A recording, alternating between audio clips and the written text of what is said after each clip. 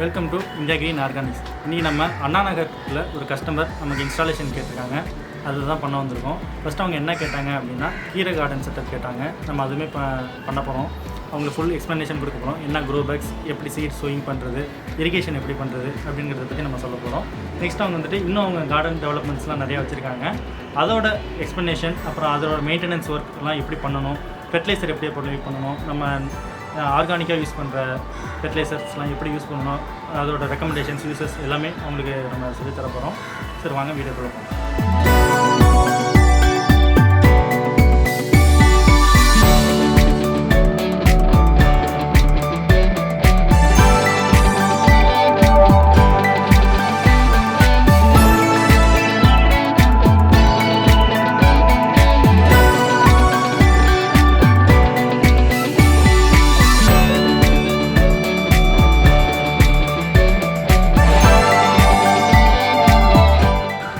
Customer recommendation அவங்க கேட்ட மாதிரியே நம்ம கீரை கார்டன் செட் பண்ணி கொடுத்தாச்சு. அவங்க சீட்லிங் எல்லாம் எப்படி பண்ணணும் அப்படிங்கிறத நம்ம ஃபுல்லாகவே செட் பண்ணி கொடுத்துருவோம். இப்போ நம்ம அவங்களுக்கு கீரை கார்டன் எப்படி செட் பண்ணி கொடுத்துருக்கோங்கிறத பார்க்கலாம்.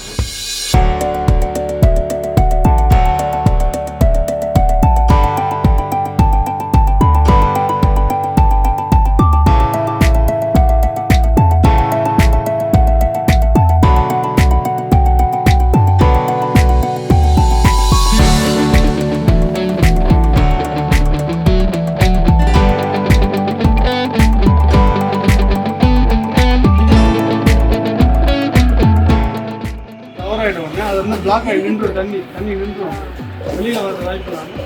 செடி என்ன போனாலும் அதிகமாக தண்ணி ஊற்றுவாங்க. அது வந்து ரூட் வந்து ரூட் ராட் டிசீஸ் ஆகும், வேற எழுதி. அப்போ வேற ஆரம்பிச்சுட்டு செடி போக மாட்டோம். போகிற எல்லாமே மண்புழு நீங்கள் கெமிக்கல் இது பண்ணாங்க, அது திட்டணும். மண்புழு உரம் வந்து நீங்கள் இந்த மண் வந்து உரமாக நல்லா உரமாக்கின்றது தான் சொல்லுடைய வேலையும். அதனால் நீங்கள் அதை போடுங்க, அது திட்டுச்சுன்னா மறுபடியும் இதுவாக.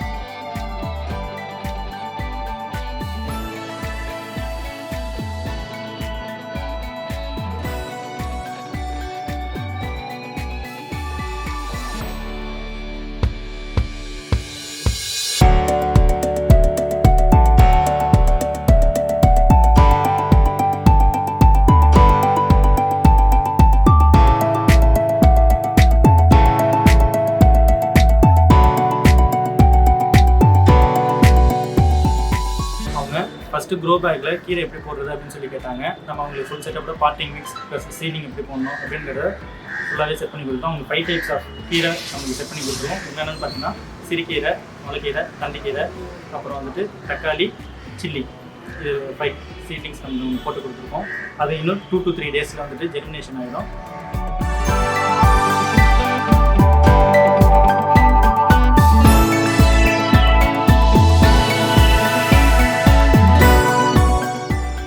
பிரிஞ்சால் டிரான்ஸ்பிளான்ட் பண்ணும்போது அதனுடைய செல்லிங்ஸ் வந்து வெஸ்டர்ன் டிசீஸ் அட்டாக் ஆகிருக்கா அப்படின்றத நம்ம செக் பண்ணிவிட்டு க்ரோத் நல்லா இருக்குன்றத பார்த்துட்டு நம்ம டிரான்ஸ்பிளான்ட் பண்ணணும்.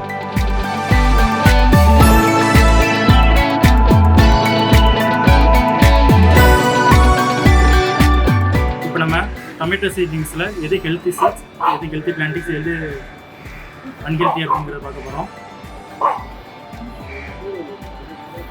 இதெல்லாம் பார்த்தீங்கன்னா ஹெல்த்தி சாப்ளிங்ஸாக இருக்குது. ஸோ எந்த ஒரு டிசீஸ், பெஸ்ட் அட்டாக் எதுவுமே இல்லாமல் இருக்குது. ஸோ இதை நம்ம செலெக்ஷனுக்கு வச்சுக்கலாம். டிரான்ஸ்பிளான்ட்டுக்கு இது டன்.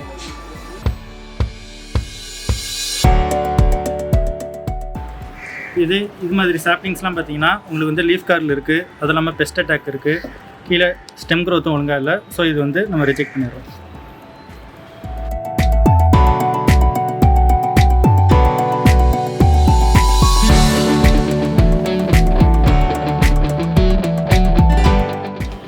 பொட்டாஷ் சாலிபிளேஷன் பாக்டீரியான்னு சொல்லுவோம்.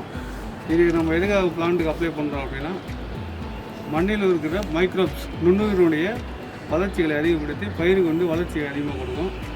To increase the chlorophyll content, தாவரத்தினுடைய பச்சையத்தை அதிகப்படுத்தும்.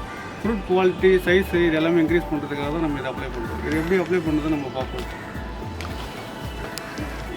ரெட் சாண்டு இல்லைன்னா கவுடங் இதுவும் கூட நம்ம வந்து மிக்ஸ் பண்ணணும். 2:1 என்ற ரேஷியோவில் மிக்ஸ் பண்ணி